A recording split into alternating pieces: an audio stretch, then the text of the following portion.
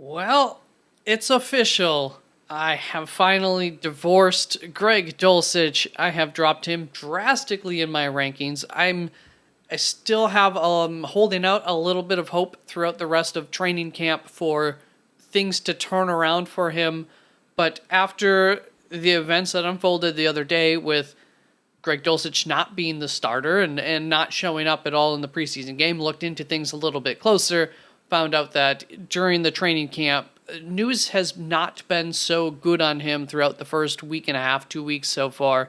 So, yeah, I mean, that's where things are for him. That's the reality of it. Reacted, and I'll have to find another late tight end darling or just be a little bit more aggressive with the tight end position. So in today's video, welcome to the Fantasy Football Forge. My name is Steve. I will be going through a mock draft. I was requested to do a 10-person full PPR mock draft by someone in the comments. So I am going to do that. I will have a little bit of additional commentary. I had to do some practice rounds for this mock draft just to get comfortable with full PPR with a 10-person league, see what some of the differences are, test a few different strategies out to see what I like the best. So I will go over some of those observations. At the end of the video, I will do a best ball mock draft. In between, I will also just do one quick thing from all the preseason games from Saturday. So let's get started with the sleeper fantasy draft. Once again, so full PPR, 10-team mock draft, 1 quarterback, 2 running back, 2 wide receiver, 1 tight end, 1 flex, 1 kicker, 1 defense. I hope I got the 1 flex right, 2 wide receiver correct, but I don't think ultimately my strategy would change a whole lot. So let's get the draft started, picking from the number 1 spot. We are going to go with Justin Jefferson. So right off the bat, I feel going strong at the quarterback position, hopefully for those first 3 picks, is the strategy that I would be going with in this situation. There is a pretty good chance that around this 2-3 turn, I'm going to be able to get 2 more wide receivers that I think will be difference makers. And when you look at some of the wide receivers that you can get late in a 10-person draft like this, I think there's a real, from Amari Cooper to the end of the draft, a real long list of players who could outperform each other, and I want to get an edge, and in full PPR, wide receiver being the most important, I want to get the edge there. As you can see, we have Jalen Waddle, Chris Olave, Garrett Wilson still on the board. My rankings would go Jalen Waddle and Chris Olave. That's what we're going to do here just because that's my rankings. Garrett Wilson, also a very, very good draft pick that you could take right here. And so we do pass up on taking Josh Jacobs, Ramondre Stevenson, Breece Hall, Tony Pollard, Najee Harris, all really good running back options. Guys like Joe Mixon, Travis Etienne didn't quite make it around to us. Jahmyr Gibbs did make it around to us on this turn, however. This is by design. I'm not trying to go 0 quarterback or anything like that. But like I said, I think the only real big edge that we can get is right through these first 3 wide receivers. And in a full PPR league, we want to get that flex spot filled in by a wide receiver more so than, I think is more important than a half PPR standard league. So we see Jahmyr Gibbs, Kenneth Walker, Aaron Jones is still up on the board here. I do believe I would have Jahmyr Gibbs at the top of this list. And then the question is do we want to follow that up with a quarterback already? It's very possible. Kenneth Walker, probably. Tight end. Well, I think we can get Kyle Pitts around this next turn usually. So I do want to do that, and I will probably do that. I think Kenneth Walker is just a little bit too good. Same with Aaron Jones to pass up on here. So we will get our 2 running backs around that turn. So Trevor Lawrence is kind of the last quarterback that I'm willing to take early, and then I'm happy to wait a little bit and hopefully get Tua Tagovailoa. And Kyle Pitts did make it here too. So we're just going to fill out our starting roster, which is not something I always do. I'm happy to let some positions slip normally, but I feel real good about the depth that you can get in a 10-person league, which is why I'm less gung-ho about going and grabbing some depth first initially. I know there's going to be some late wide receivers and late running backs that I will be happy with. I really want to get 4 or 5 running backs by the 11th round. So I still have 6 spots left, not including my DST and my kicker, to fill out this roster. 1, 2, 3, 4, 5, 6, yes. And I'm okay with some later wide receivers compared to later running backs, so I do want to get running backs off the board first. And when I spend up at my tight end and my quarterback like this, I'm going to be comfortable going in with just them. One quarterback, one tight end, having some extra depth in case of injuries at my other positions. It depends on how your league drafts. If you have experienced a quarterback injury, your league drafts a lot of quarterbacks, then maybe you do want to get a second quarterback on your roster. That's like my league drafts quarterback heavy. But in a 10-person league, you're going to see there's some solid quarterback talent left on the board via the ADP at least. So we will go ahead and take 2 running backs. Rachaad White, gosh, I know we can get 2 around the 10-11 turn probably. So maybe we'll get a wide receiver. Yeah, we're probably going to get like Khalil Herbert, Devon A-Chain around the turn, which I would be excited about, like them more than some of these. So we'll get 1 running back, 1 wide receiver here. I do believe Christian Kirk would I have him higher, so he's definitely going to be up on my board next. And then we will happily take Rachaad White in a full PPR format compared to David Montgomery, who might be a little more touchdown reliant. He's a good receiver, but there's Jahmyr Gibbs is there as well. So James Cook, yeah, several good little receiving options going off the board for the running backs right in that portion of the draft. And now we come back around Zach Charbonnet, Rashad Penny, but I have Khalil Herbert, Devon A-Chain ahead of them. And this is a portion of the draft where I'm okay pushing off the wide receivers a little bit. So let's see what comes back around. I'm going to go running back with Khalil Herbert and Devon A-Chain. Khalil Herbert, maybe not necessarily a receiving back, but I think he'll be the starter for Chicago and get the bulk of the workload there. And so we'll pop off at this point in the draft, get ourselves a kicker, a DST. We can wait on the kicker. And I mean, when we have guys like Darnell Mooney, Rashad Bateman, Romeo Doubs still sitting here at the end of the draft, Elijah Moore, who we will take in this instance. So I've moved Rashad Bateman back up a little bit in my rankings. He's ahead of Elijah Moore, so I'm not going to play the ADP game. I'm going to go ahead and get my guy here. It's not a huge difference between him and Elijah Moore. So we will grab Jake Elliott at kicker, feel comfortable with that. And so we'll be able to finish this up with Darnell Mooney, who I have 1 spot in my rankings behind Elijah Moore, who we passed up on just 2 rounds ago. So solid way to finish the draft. Have those targets late, which you obviously can. So that way you can pop up and get yourself a little bit of a better DST most of all early on. So there is how I would draft. If you can get Jalen Waddle, Chris Olave, Wilson, Amon-Ra St. Brown, basically any set of 2 of those guys around this second turn, I'm going to go over with them over the running backs, because then I think you get a huge lead. Whereas as early as Calvin Ridley, Keenan Allen, DK Metcalf, I don't think there's a huge difference from this wide receiver to this wide receiver, whereas walking out with Jahmyr Gibbs, Kenneth Walker's fine, but I think the biggest advantage here by getting these 2 wide receivers early along with Justin Jefferson right off the bat. So I mentioned I would look at a couple of drafts, just make up a couple of quick points so you can compare and contrast as well. So over on the right-hand side is a draft where I took Christian McCaffrey at the 1.1 pick there. Followed that up with Josh Jacobs, Waddle, Keenan Allen, Amari Cooper.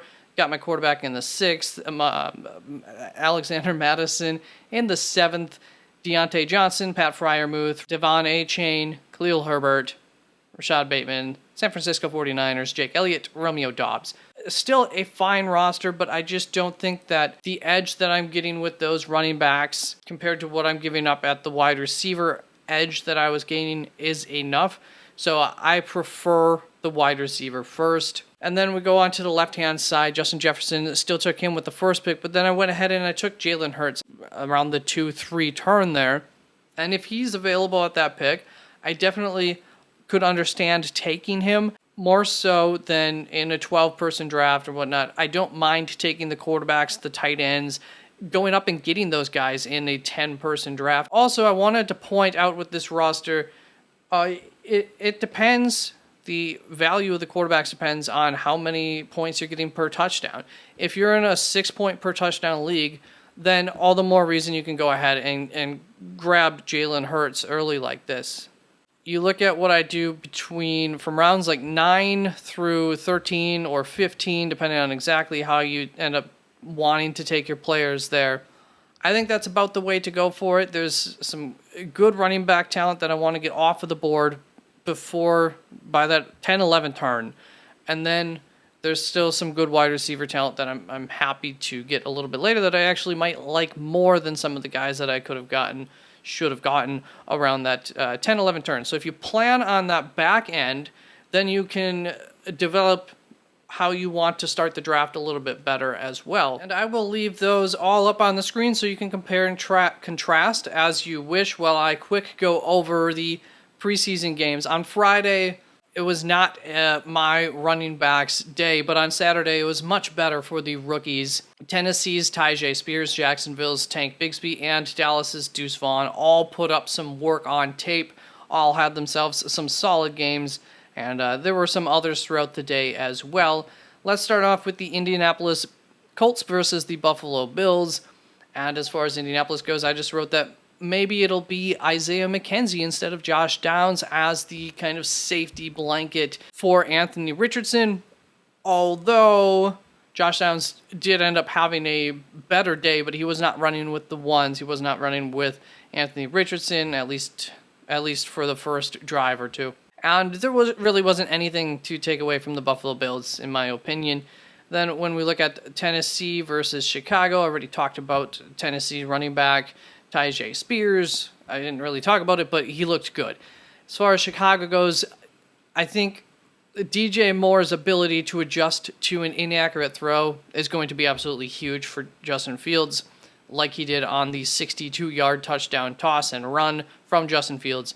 Wasn't the best throw, a little bit behind, and DJ Moore was able to adjust from it and then make a huge play with that. The starting offense did a great job of making big plays and building some confidence going into the season, so it was an exciting start for the Chicago offense. I'd like to see if they can go out and grind a drive or two, but you'll take the big plays as well. Then for the New York Jets versus Carolina, New York Jets, Michael Carter isn't going to give up his spot on the depth chart very easily, so if you like some of those other guys on the running back depth chart, it's a strong running back room that they have. It's not going to be easy for anybody to come out and shine, especially in the event of a Breece Hall injury, especially once Breece Hall is back to full health. In both of those events, I realized I just kind of said two different things. Then for Carolina, it was an unspectacular first outing for Bryce Young, but the offensive line did him no favors, and he did not have... I do not believe he was running with the starting offensive line after the first drive, which kind of just stalled on them. Then Jacksonville versus Dallas, already talked about both of their running backs. Bigsby, I did want to mention that he came in on a short yardage situation while the ones were in on the first drive, so I would definitely be concerned about him being a vulture to Travis Etienne anytime they're along the goal line. Not that Bigsby was successful in that short yardage situation.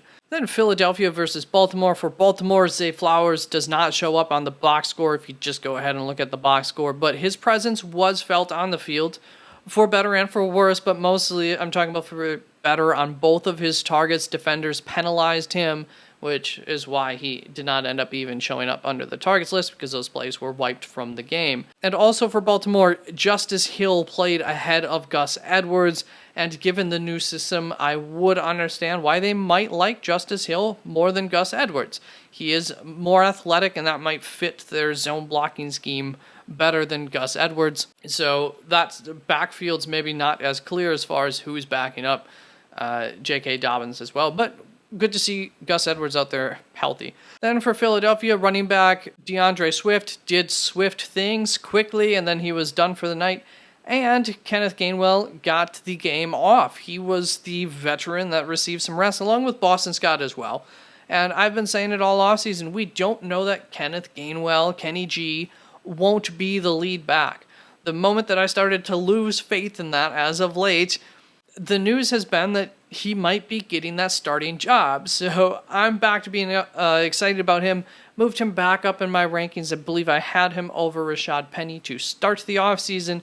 And since then, there's just been no talk about Kenny G. Rashad Penny had all the fire underneath him, and I kind of fell for that, and things just moved over time. I'm back to my original thoughts, and Rashad Penny did nothing of note in the game, so that didn't help his cause, I suppose.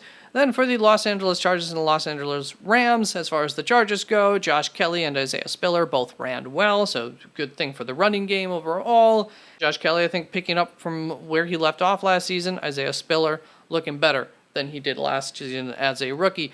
Then for the Los Angeles Rams, the wide receiver were all, who's getting all the talk, showed up. Puka Nacua had a successful first night. Now let's get on to an underdog fantasy draft. I'll meet you once I know where I'm drafting from.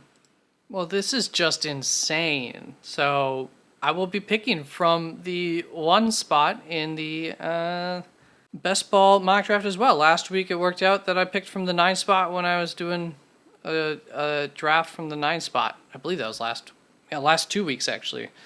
Picked from the 9 spot. So that's fun. Obviously it'll be Justin Jefferson with my first pick. So I'll see you around the second pick. All right, so my strategy was to get that pick in as soon as the clock started, so maybe this guy wouldn't catch on to it. I don't know what this little shield means, but hopefully I caught him off guard and they just didn't realize they were on the clock.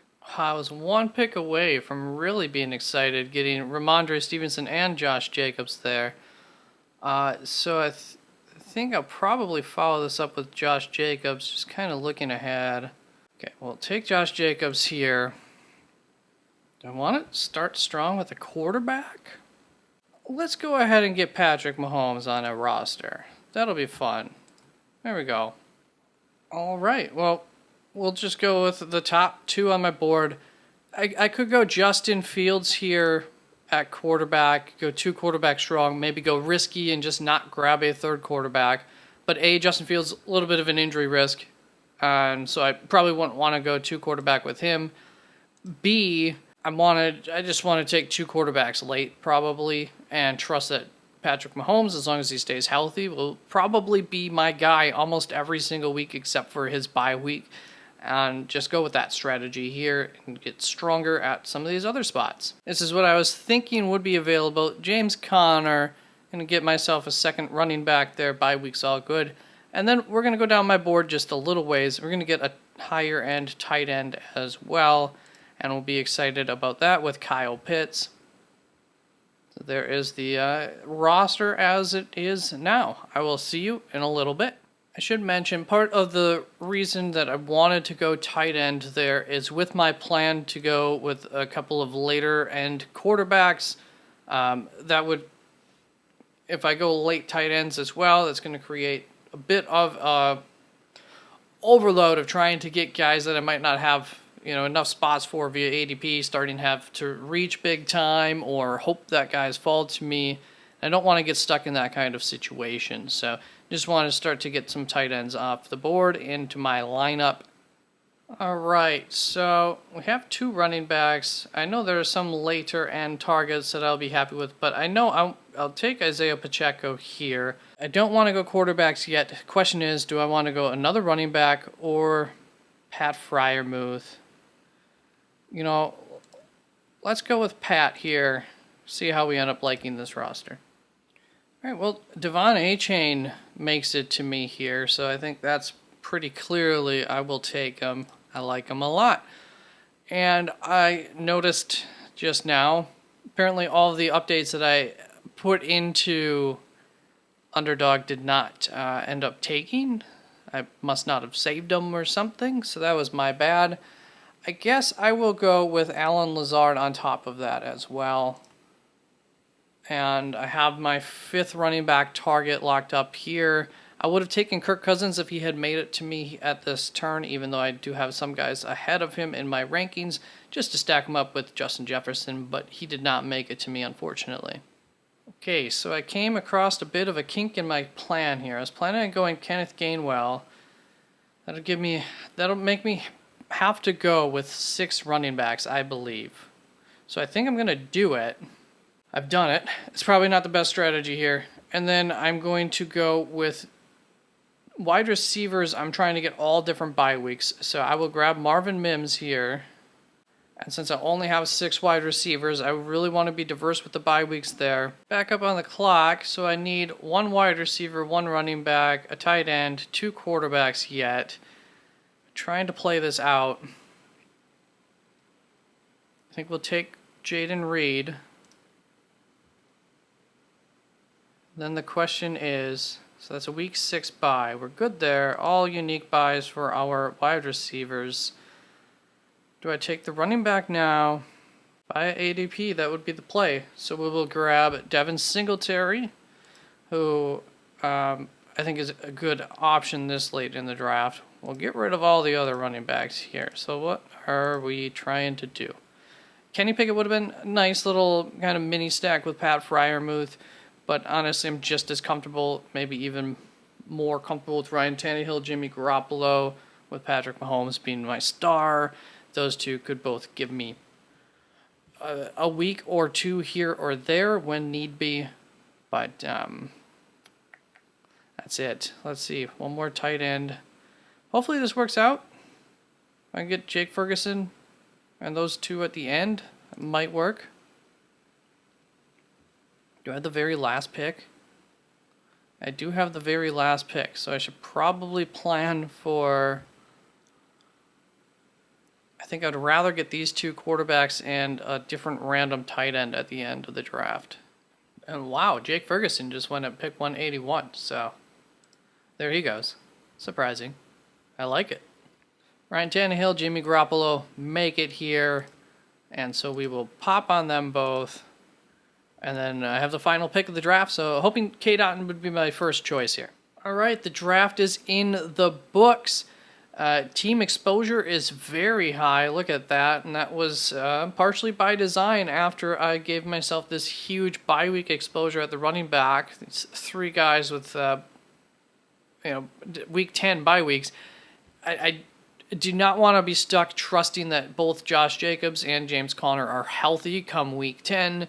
That's a risky proposition, and I don't want to just completely drop a spot on any week. So I had to go 6 running backs. Not my favorite strategy there, but it's what I did to myself. So I like how I adjusted to it, going out and getting a bunch of different bye weeks for my wide receiver spot. I may not be relying on my 4th wide receiver a whole lot of weeks. Might be coming down to, well, either my 4th wide receiver, one of my tight ends, one of my running backs, and I think that at the tight end, at the running back spot, especially once we get later into the year, the 4th wide receiver, I should be able to fill that flex spot quite well.